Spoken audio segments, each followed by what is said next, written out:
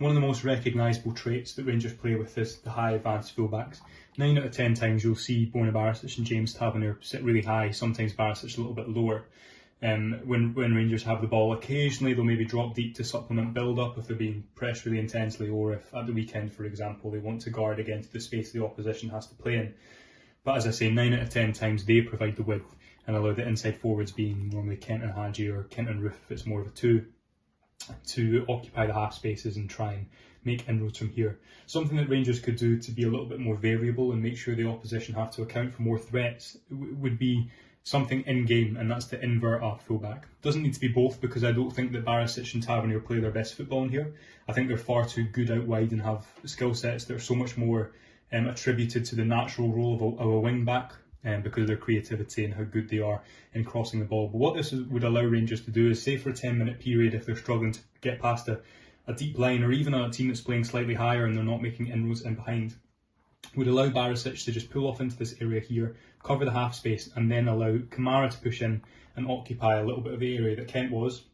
Barisic then, of course, is guarding against counter-attacks as Kamara normally would in the centre of midfield, and just allow Kent to isolate one-on-one. Sometimes he can become a little bit lost in these areas if the game's very congested, and to have the ability to switch it out so that Kent provides the width for, say, 10 minutes, Barisic comes in field to guard against counter-attacks and play the ball out to Kent, would give Rangers just another option to break teams down and make them less predictable in game.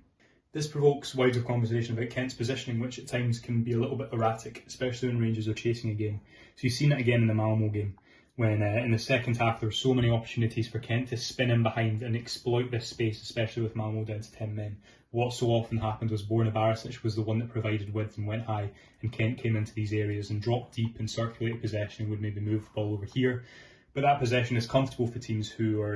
ahead, and it's in areas that they want Rangers to play. I think what Kent needs to improve in personally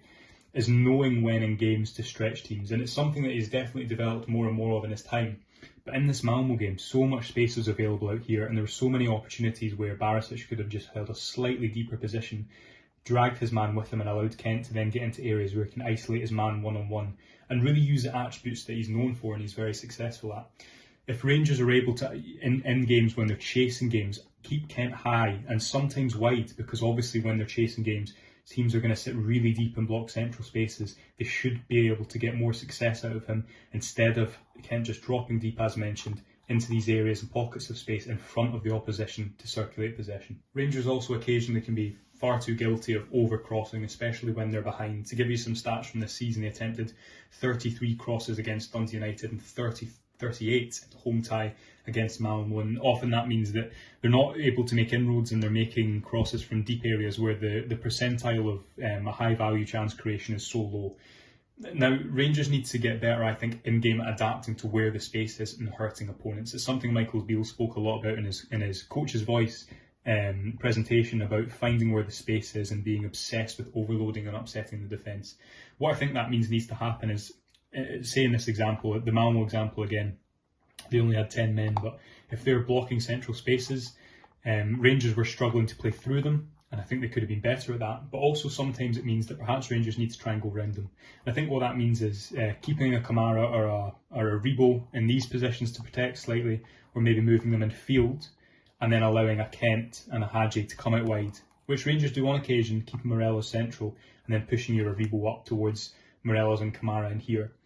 and just trying to go round teams. Now, it's very simple, but if you watch Rangers, so often you'll see a Borna Barisic or a James Tavernier just isolated here as Rangers are chasing a game, trying to create something from across. What Rangers need to do sometimes in these situations is recognise that the space is here for traditional wing play. Yes, when Rangers run an end-to-end game, it makes much more sense to have your inside forward in the half space. It's closer to goal, they can affect the game more from there, they can stay high when the opposition team has the ball. But if Rangers can get into a more of a routine of taking on teams down the line, it would have worked again, you'd imagine, in the game with St Johnstone last season in the cup exit. If they're not making central inroads, then this should allow them, it should drag teams back, create more spaces in these type of areas, but also would allow Rangers to sometimes score round teams through 1-2s or 1-on-1s and be able to create chances that way.